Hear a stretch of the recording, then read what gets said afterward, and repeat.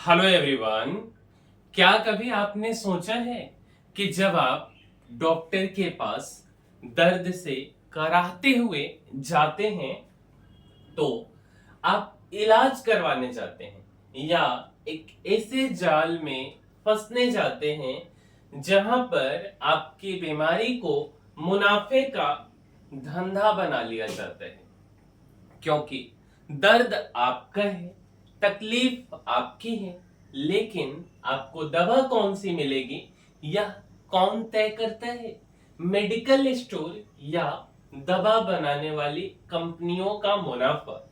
यह हम आपको आज इसलिए बता रहे क्योंकि आपकी बीमारी, आपका दर्द, आपकी जेब आज एक धंधा बन चुका है, जहां पर आप मोहरा हैं और इस खेल का नाम है इलाज के नाम पर पेशेंट को लूटो। जी हाँ दोस्तों, यह कोई कहानी नहीं बल्कि आज भारत की वो कड़वी हकीकत है जो हिंदुस्तान के हर परिवार की जिंदगी को छू रही है। अमीर शायद इसकी चोट को नजरअंदाज कर दे, लेकिन मध्यम वर्गीय और गरीब परिवारों के लिए यह लूट सीधे उनकी जिंदगी पर वार करती है। आपको जानकर हैरानी होगी कि भारत दुनिया का सबसे बड़ा जेनरिक मेडिसिन उत्पादक देश है। अगर हम बात करें कि भारत से अमेरिका के, तो जो हमारे देश की सस्ती दवाएं हैं वो हम यहाँ से अमेरिका भेजते हैं, वहां लोग इसका इस्तेमाल करते हैं। वहां ब्रांडेड दवाएं केवल 10% इस्तेमाल होती है, लेकिन हमारे देश में आपको महंगी दवाएं दी जाती हैं। क्यों? क्योंकि आपकी सेहत से ज्यादा कीमती उनका मुनाफा है। कभी आपने सोचा कि जब आप डॉक्टर साहब के पास जाते हैं तो वो जो पर्चा लिखते हैं वो आपको पढ़ने में क्यों नहीं आता, वो आपको समझ क्यों नहीं आता? डॉक्टर का हैंडराइटिंग कुछ ऐसा होता है। हमारे यहाँ भी अक्सर लोग कहते हैं कि अगर किसी की हैंडराइटिंग खराब हो कि भाई साहब ऐसे लिखे हो जैसे डॉक्टर लिख दिया है, लेकिन यह कोई मजाक नहीं है। इसके पीछे बकायदा एक सोच है, एक साजिश है।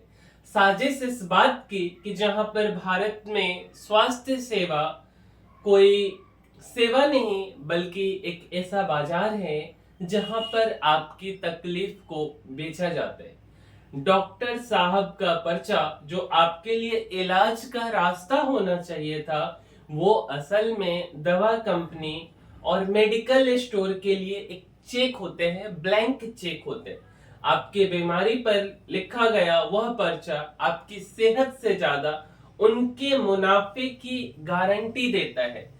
और यही बेसिकली है, इलाज के नाम पे पेशेंट को लूट लो। भारत में हर साल लोग इलाज और दवाओं पर लाखों करोड़ों रुपए खर्च करते हैं।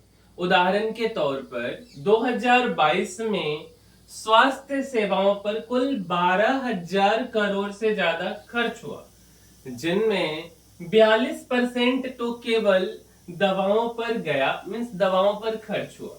यानी इलाज से महंगी दवा थी, और दवा इसलिए महंगी क्योंकि हमारे देश में सस्ती दवाओं को आम जनता तक पहुंचाई ही नहीं जाती। वजह डॉक्टर साहब लिखते ही नहीं है। अगर डॉक्टर लिखेंगे नहीं तो इंसान कैसे खरीदेगा उस दवा को? जब हम डॉक्टर के पास जाते हैं तो वो हम और आप यह मानते हैं कि बस हम जिस भी पेशेंट को लेकर के गए हैं, या अगर हम ही गए तो कैसे भी करके हम या हमारा पेशेंट बच जाए। अच्छा, हम बीमार हैं, हम बच जाएं, हमारा परिवार जो बीमार है वो बच जाए, सेहत से बढ़कर कुछ नहीं। लेकिन यही डर और यही अपनों का ख्याल उनके लिए मुनाफा का अवसर है। सबका कमीशन तय है, दवा कंपनी कमीशन मेडिकल स्टोर के मुनाफे के साथ तय होते हैं। और हम और आप भरोसा करते हैं डॉक्टर पर, सिस्टम पर, उस पर्चे पर जो शायद हम और आप पढ़ भी नहीं सकते। एक एग्जाम्पल से हम आपको समझाने का कोशिश करते हैं कि जेनरिक और जो ब्रांडेड दवाएं का फर्क है, यह फर्क समझना बहुत ज्यादा मुश्किल नहीं है। उदाहरण के तौर पर मान लीजिए कि एक बिस्किट है और वह बिस्किट ना एक ब्रांडेड बिस्किट है और एक बिना ब्रांड का, ठीक है। एक के ऊपर बढ़िया सा लेबल लगा दिया गया है, रैपर पैकेजिंग कर दिया गया है। अब दोनों का स्वाद एक है, सामग्री भी एक है, लेकिन अगर पैकेजिंग और ब्रांडिंग तगड़ी कर दी गई तो एक बिस्किट 10 का बिकेगा और एक 100 का बिकेगा। जेनरिक दवाओं की भी वही कहानी है, सेम टू सेम बिस्किट की तरह। फर्क सिर्फ नाम, पैकेजिंग, मार्केटिंग का है, और यह छोटा सा फर्क आपकी जेब पर भारी पड़ता है। उदाहरण के लिए बुखार की एक आम दवा पैरासीटामोल है। जेनरिक पैरासीटामोल की एक गोली जो है वो आपको सस्ते में मिल जाएगी, लेकिन जैसे ही वही दवा कोरोसिन या डोलो के नाम से बिकेगी, वो 10 से 15 रुपए की एक गोली हो जाएगी। बिल्कुल एक जैसा काम है। फर्क क्यों है? क्योंकि ब्रांडेड दवाओं के पीछे भारी मार्केटिंग, आकर्षक पैकेजिंग और डॉक्टरों को लुभाने वाली स्कीम होती है। 2018 में एक स्टडी में खुलासा हुआ कि ब्रांडेड दवाओं पर 1 रुपया से लेकर 1000 गुना तक मुनाफा वसूला जाता है। यानी ऐसा हो सकता है कि कोई दवा जो 8 रुपए की है वो आपको 80 रुपए में मिल रही हो। और सबसे दुखद बात, आपको यह सारी बातें बताई ही नहीं जाती हैं। डॉक्टर का पर्चा इस खेल का सबसे बड़ा हथियार है। उसकी लिखावट ऐसी कि आम आदमी पढ़े नहीं और मेडिकल स्टोर वाला उस कोड को समझ जाता है। वो आपको थमाता है और दोनों का कमीशन जो है वो आपस में पहले से तय होता है। भारत दुनिया का सबसे बड़ा जेनरिक दवाओं का उत्पादन करता है, और बार बार हम कह रहे हैं इस बात को कि जब हमारी दवाएं पूरे यूरोप, अमेरिका जा रही हैं, अमेरिका में तो 90% जेनरिक दवाएं हैं जो हमारे यहां से जाती हैं, लेकिन हमारे यहाँ पर सिस्टम में हर कोई मुनाफे का भूखा है। डॉक्टर जेनरिक दवाएं लिखते नहीं, कमीशन कम मिलता है। दवा कंपनियां डॉक्टर को विदेशी यात्राएं, महंगे गिफ्ट और नगद पैसे देती हैं ताकि वे उनकी ब्रांडेड दवाएं लिखें। और आपने देखा भी होगा, एमआर लोगों की भीड़ लगी होती है डॉक्टर के क्लिनिक के बाहर में, ठीक है। अगर आपके घर के आसपास कोई डॉक्टर है तो आपने देखा होगा कि उनके यहाँ जो एमआर आते हैं, मेडिकल रिप्रेजेंटेटिव आते हैं, वो बहुत सारे गिफ्ट लाते हैं। वो गिफ्ट इस बात को लेकर होते हैं ताकि उनकी कंपनी की दवा जो है वही रिकमेंड की जाए, और यह पहले से तय होता है कि फलाने मेडिकल स्टोर पर ही तो वो दवा मिलेगी, और सबका कमीशन तय होता है। और इसको करने के बदले ही वो विदेशी यात्राएं, महंगे गिफ्ट, ये सब चीजें उन्हें मिलती हैं। 2022 में सीबीडीटी की रिपोर्ट ने डोलो 650 को लेकर भांडाफोड़ किया था। कंपनी ने बताया कि डॉक्टरों को तकरीबन देश भर में 1000 करोड़ के गिफ्ट बांटे गए। आपको याद होगा, कोविड के दौरान कोई बीमार पड़ता था, यही एक दवा है जो मार्केट में दौड़ाई जा रही थी, बेची जा रही थी। हर आदमी जो है यही दवा खरीद रहा था, बार बार यही दवा जो है मार्केट में चल रही थी। अब इसको लेकर सीबीडीटी की रिपोर्ट आई है कि कंपनी ने हजारों करोड़ रुपए खर्च किए थे इसके प्रमोशन को लेकर, तभी देश भर के डॉक्टर्स इस दवा को लिख रहे थे।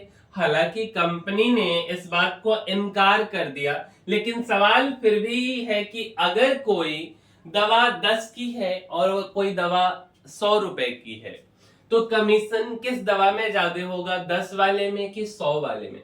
इसलिए शक जो है वो गहरा जाते हैं।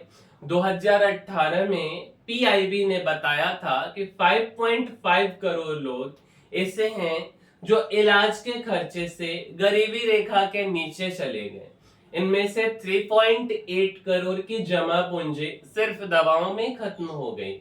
और यह आंकड़े नहीं हैं, उन परिवार की चीखें हैं जिनके बच्चे की पढ़ाई छूट गई, घर में राशन नहीं आया। अगर सस्ती दवाइयां मिल जाती तो शायद इनकी जिंदगी नहीं बिखरती। लेकिन आपके इमोशन से बढ़कर, आपकी सेहत से बढ़कर सिस्टम को मुनाफा चाहिए। भारत में डॉक्टर जो हैं वो मरीज को औसतन 2 मिनट देते हैं। सरकारी अस्पताल में तो 1 मिनट के आसपास समय मिलता है। अब सवाल यह कि 1 मिनट या 2 मिनट में आप क्या तकलीफ बताएंगे, क्या दर्द की गहराई बताएंगे, लेकिन पर्चा तुरंत बन जाता है। वो पर्चा जो आप नहीं पढ़ पाते लेकिन मेडिकल स्टोर वाले को मिल जाता है, वह समझ जाते अमीर मरीज बड़े अस्पतालों में अपनी बात को रख सकते। लेकिन गरीबों के साथ ये कहानी नहीं है, वे अपनी बातों को नहीं रख पाते। उसे चुपचाप वही लेना पड़ता है जो उसे थमा दिया जाता है।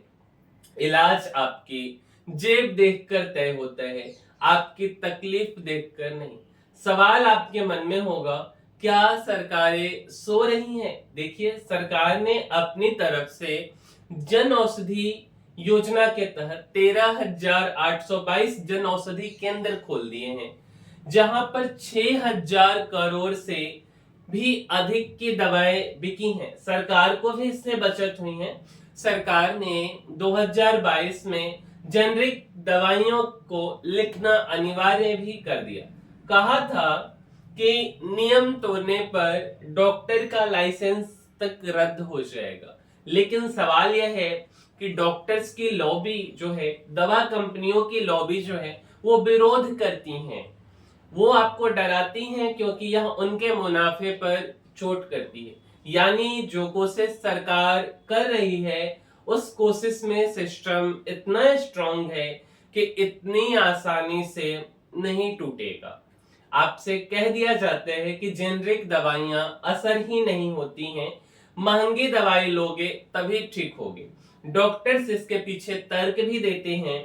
वे कहते हैं कि ब्रांडेड दवाएं ज्यादा शोध और बेहतर क्वालिटी की ड्रग्स होती हैं। जेनरिक दवाओं की गुणवत्ता पर सवाल उठाते हैं, कहते हैं कम मिलती है, कमजोर निगरानी है। लेकिन फिर वही सवाल है कि 10 की दवा में जो डॉक्टर हैं, वो डॉक्टर साहब को कितना मुनाफा मिलेगा। और अगर उसी दवा को 300 में बेच दिया जाए तो फिर कितना मुनाफा मिलेगा।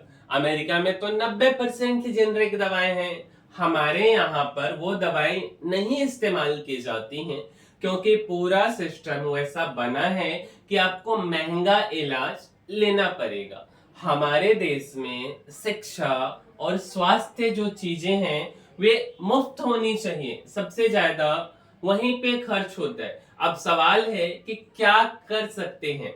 तो जागरूक बनिए, सवाल पूछिए, डॉक्टर साहब से पूछिए कि डॉक्टर साहब, दवा का ब्रांड नहीं, सॉल्ट कंपोजिशन लिखिए।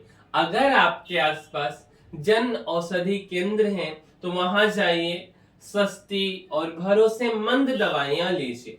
दवाओं को पैकेजिंग से नहीं, उनके सक्रिय तत्व से पहचानिए। यह छोटा कदम सिस्टम को हिला सकता है। इस देश में जागरूकता से बड़ा कोई आंदोलन नहीं है। अपनी सेहत को सिर्फ डॉक्टर या मेडिकल स्टोर के भरोसे मत छोड़िए। जागिए, सवाल पूछिए, क्योंकि कई बार इलाज का भी इलाज करना पड़ता है। और हाँ, डॉक्टर्स को भी भरोसा चाहिए कि जेनरिक दवाएं सुरक्षित हो। इसके लिए सरकार को भी क्वालिटी कंट्रोल और निगरानी को और मजबूत करना होगा ताकि हर भारतीय को सस्ती, सुरक्षित और न्यायपूर्ण इलाज मिल सके। कोई भी देश विकसित तभी होगा जब कम से कम शिक्षा और स्वास्थ्य पर सबका अधिकार होगा। शिक्षा से बढ़कर जिंदगी, शिक्षा पढ़कर जिंदगी बेहतर करने के लिए और स्वास्थ्य जिंदा रखने के लिए। तो मेरे भाई इस वीडियो में इतना ही, मिलते हैं अगले वीडियो में। और अगर आपको हमारा वीडियो पसंद आया है तो हमारे चैनल को लाइक शेयर और सब्सक्राइब कीजिए। तब तक के लिए धन्यवाद।